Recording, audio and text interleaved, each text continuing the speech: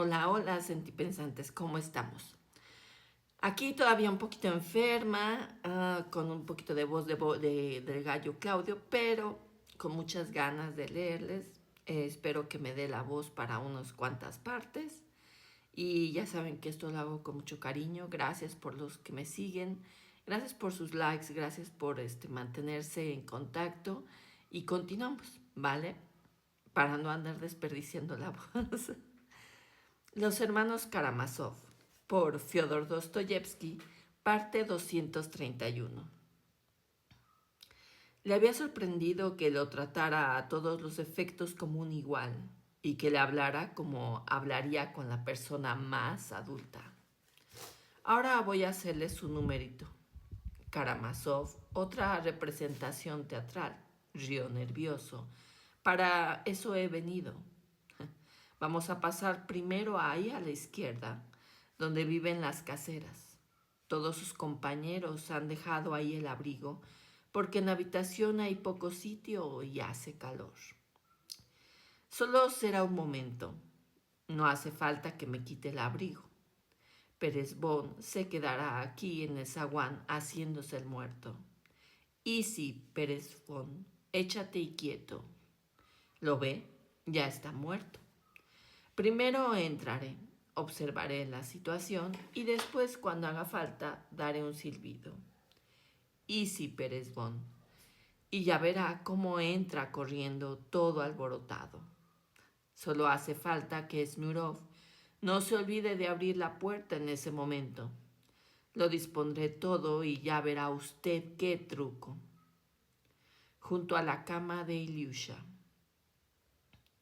En la estancia que ya conocemos, donde vivía la familia del capitán asistente en la reserva de Snegirov, al que también conocemos, en ese momento había un ambiente sofocante y poco espacio debido al numeroso público congregado. Varios chicos se encontraban con Ilyusha en esta ocasión, y aunque todos ellos estaban dispuestos a negar cómo Smurov, que era Alyosha quien los había reconciliado y reunido con Ilyusha, esa era la realidad.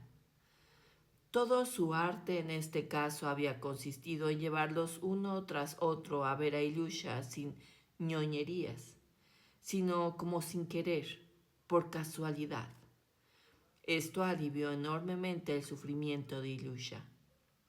Al ver la amistad, casi la ternura y la simpatía de todos esos chicos, antes enemigos suyos, se sintió muy conmovido.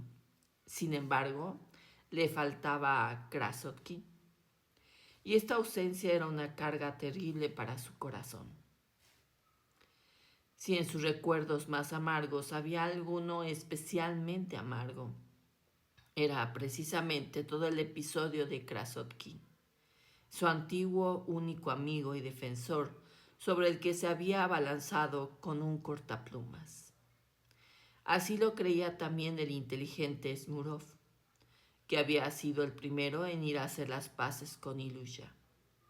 Pero Krasotkin, cuando Smurov le comunicó como de pasada que Alyosha quería verlo por cierto asunto, le interrumpió al instante y le cortó el paso, encargándole a su amigo que comunicara inmediatamente a Karamazov que él sabía cómo debía actuar, que no pedía consejos a nadie y que si iba a ver al enfermo, él ya sabría cuándo debía ir, puesto que tenía sus propios cálculos.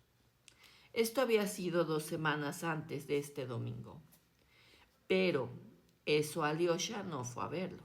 Por eso Alyosha no fue a verlo, como había sido su intención.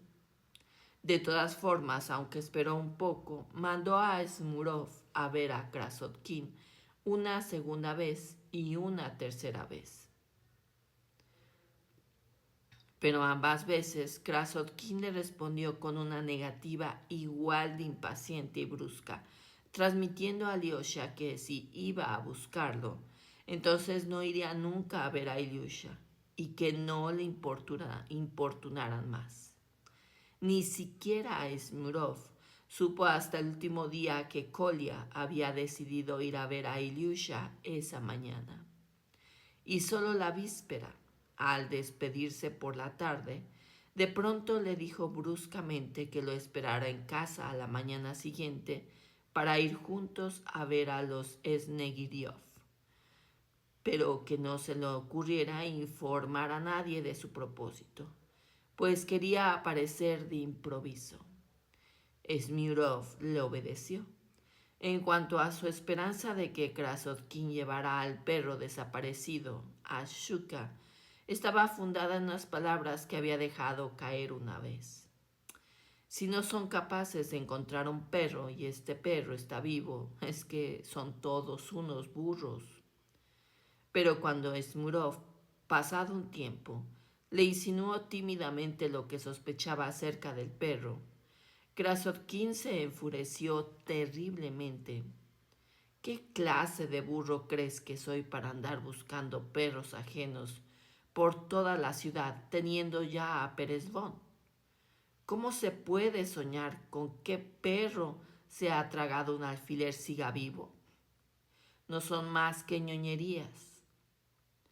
Entretanto, hacía ya casi 2 semanas que Ilyusha no se movía de su camita en el rincón de los íconos. No iba a clase desde el incidente con Alyosha, cuando le mordió en el dedo. Es más, se puso malo ese mismo día, aunque durante un mes pudo caminar mejor o peor por la habitación. Y el zaguán, las pocas veces que se levantaba de la cama, al final se quedó sin fuerzas. Y ya no podía moverse sin ayuda de su padre. Este temblaba por él. Había dejado de beber por completo.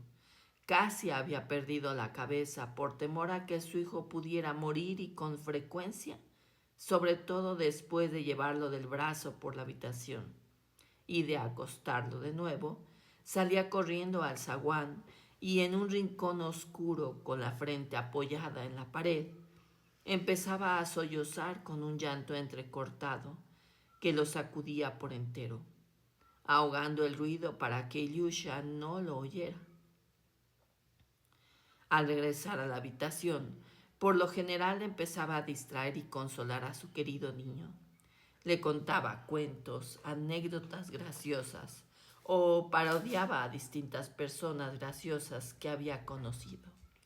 Incluso imitaba animales con sus graciosos aullidos y gritos. Pero a Ilyusha no le gustaba nada que su padre hiciera muecas y se presentara como un bufón. El muchacho intentaba que no se notara que le desagradaba, pero era consciente, con dolor en el corazón, de que su padre estaba humillado socialmente y siempre de forma obsesiva le venía a la cabeza el estropajo y aquel fatídico día. A Ninotchka, la hermana tullida, callada y dócil de Ilyusha, tampoco le gustaba que su padre hiciera muecas.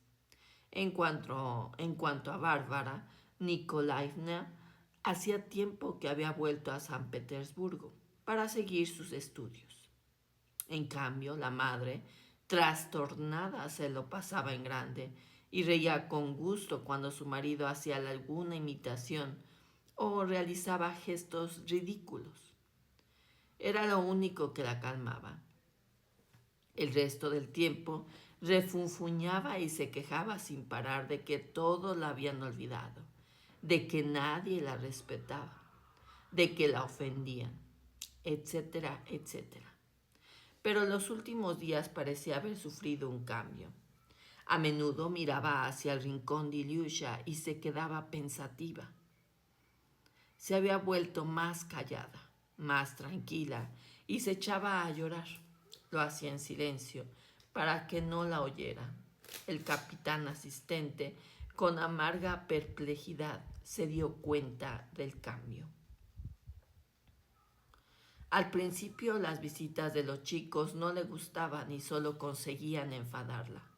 Pero después sus gritos y relatos alegres empezaron a entretenerla y finalmente llegaron a gustarle tanto que si hubiera dejado de ir, los habría echado mucho de menos.